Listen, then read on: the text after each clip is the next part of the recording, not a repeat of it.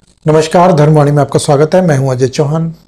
मैं एक पुस्तक पढ़ रहा था और उस पुस्तक में मुझे कई सारे ऐसे स्लोगन्स पढ़ने को मिले या इस तरह का मुझे जो विचार पढ़ने को मिले, उनमें जो सबसे मुख्य मुझे लगा वो ये था कि मानसिकता या स्वभाव या फिर प्रकृति के साथ मेलजोल और आज की परिस्थितियों को उसमें आकलन करें तो हम जो हिंसक पशु है और जो पालतू पशु है उनके बीच का फर्क, और हम हिंसक पशुओं के बीच में क्यों नहीं रह सकते, हम पालतू पशुओं को क्यों अपने बीच में रख सकते हैं, हम उन पर भरोसा कर सकते हैं, लेकिन जो हिंसक पशु है, जो जंगली पशु है, उनको हम क्यों नहीं रख सकते। तो आज की परिस्थिति में अगर हम इन चीज़ों का या इन बातों का या इस ज्ञान का विश्लेषण करें तो हमारे सामने जो सबसे बड़ा उदाहरण आता है वो ये है कि जो हिंसक घटनाएं राष्ट्रीय स्तर पर यानी कि देश के कई हिस्सों में जो हुई है, ये पत्थरबाजी या नारेबाजी या जो बड़े जुलूस निकले या जो भी हुए, जितना भी जो भी छोटा बड़ा जो भी विवाद हुआ है, जिस प्रकार से भी उन्होंने अपना स्ट्रीट पावर दिखाई, शक्ति प्रदर्शन किया, उसमें कहीं ना कहीं वो विचारधारा या वो जो मैंने पढ़ा उसको यहाँ पर मुझे अनायास ही ये ऐसा लगने लगा कि ये बातें एकदम सच साबित हो रही है। और कहीं ना कहीं हमारे जो पूर्वजों ने या जो जानकारों ने लिखी है या जो इस तरह के विचार उन्होंने व्यक्त किए थे, तो यानी कि वो इंसानों पर भी कितनी अप्लाई होती है, कितनी लागू होती है, यहाँ पर हमारे सामने साक्षात उदाहरण है। सवाल ये आता है कि जो मैंने पढ़ा उसमें ये कहा गया कि जो हिंसक पशु है वो जैसे शेर, चीता या मगरमच्छ, इस तरह के कुछ चीज़ें हैं, कुछ इस तरह के कुछ जो पशु हैं वो इतने हिंसक होते हैं कि उनको व्यक्ति या समाज या इंसान अपने बीच में नहीं रख सकता, क्योंकि वो कभी भी आक्रमण कर सकते हैं। और यदि कोई रखता भी है, उनको ट्रेन करता भी है, उनको शिक्षा देता भी है, तो भी उन पर भरोसा नहीं किया जाता। इसलिए उनको दूर रखा जाता है समाज से, या समाज उनसे दूर रहता है, यानी कि वो जंगल में रहते हैं और हम एक अलग बस्ती बसा करके एक घेरा में रहते हैं। तो ये है फर्क उनमें और हम में, क्योंकि उनके अंदर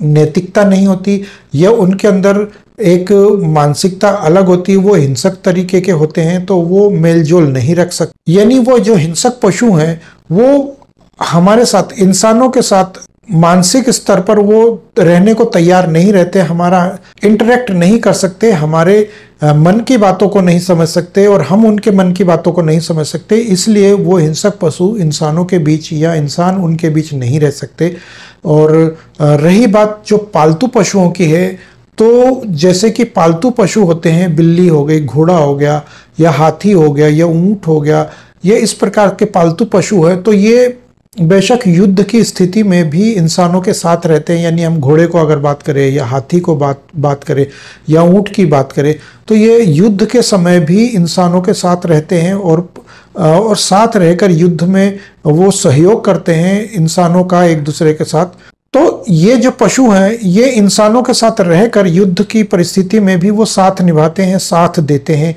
और समाज में भी वो मिलजुल कर रहते हैं। यानी कि यदि उन्हें खुला छोड़ दो तो वो बाहर नहीं जाते और अपने जो समाज या जो घर या जो व्यक्ति उनको पालता है या जो जिनके साथ उनका अटैचमेंट हो जाता है, लगाव हो जाता है, वो उनके साथ आराम से रहता है और ना उन्हें कोई नुकसान पहुंचाता, ना ये उन्हें कोई नुकसान पहुंचाता है। तो इस तरह के और भी कई पशु हैं, सैकड़ों पशु हैं या पक्षी भी हैं, तो आपस में मिलजुल कर रहते हैं। तो ये है मानव स्वभाव और यह है पशुओं का स्वभाव। और इसी को अगर हम आकलन करें तो यहाँ पर भी इंसान के साथ वही रहता है जो जिनके स्वभाव मिल जाते हैं, जिनके हृदय एक दूसरे से मिल जाते हैं, जिनकी मानसिकता आपस में मिलती है, जिनके दिल मिल जाते हैं या जिनके विचार मिल जाते हैं, तो वो आपस में मेलजोल बना के रखते हैं। लेकिन दूसरी तरफ हम अगर एक उदाहरण के तौर पर देखें, आज की परिस्थिति को देखें, तो इंसान भी इंसान के साथ रहना पसंद नहीं करता या एक अलग समुदाय बनाकर रखता है, या अलग विचारों का व्यक्ति है या अलग विचारों का समुदाय है या आस्था है, धर्म है, कुछ भी है, तो वो अपने तौर तरीके अलग रखता है, अपने बात विचार अलग रखता है, अपना ग्रुप अलग बना के रखता है। तो आज की जो परिस्थितियां हमारे सामने हैं, यानी कि वो हिंसक पशु और आज के जो हिंसक व्यक्ति हैं, मानव हैं या समुदाय हैं, वो एक तरह से एक जैसे हमें दिखते हैं। तो हमें उन पर भरोसा नहीं करना चाहिए या वो हम पर भरोसा नहीं करते। दोनों एक तरीके से हम इसको एक ही तरीके से ले सकते हैं कि वो हम पर भरोसा नहीं करते और हम भी उन पर भरोसा नहीं करना चाहते। तो ये कहीं से भी समुदाय के लिए या मानवता के लिए कहीं से भी कोई गलत नहीं है, बस इसको एक मेंटेन रखने की आवश्यकता है। और रही बात पालतू पशुओं की, तो पालतू पशुओं के साथ जिस प्रकार से व्यक्ति रह सकता है, समुदाय रह सकता है, उसी प्रकार से एक समुदाय बनाकर एक अलग तरीके से, जैसे एक देश का एक ही समुदाय या एक ही समुदाय के व्यक्ति रहते हैं कि धर्म के किसी देश में या किसी क्षेत्र में रहते हैं, तो वहाँ पर कोई इस प्रकार के वाद विवाद नहीं होते हैं और वो अपने रीति रिवाज, नियम कानून वो तौर तरीके से चलते हैं। तो आज की परिस्थिति में भी अगर हम देखें तो पता नहीं मैं आप लोगों को कितना समझा पा रहा हूँ इस चीज़ को, लेकिन आप लोग इसका खुद आकलन कर सकते हैं। हो सकता है कि मेरे समझाने का तरीका डिफरेंट हो, लेकिन जो मेरे विचार है वो उन लोगों से अगर आप लोग अवगत हो सके हो तो बहुत अच्छी बात है। तो मैं जो कहना चाहता हूँ वो ये है कि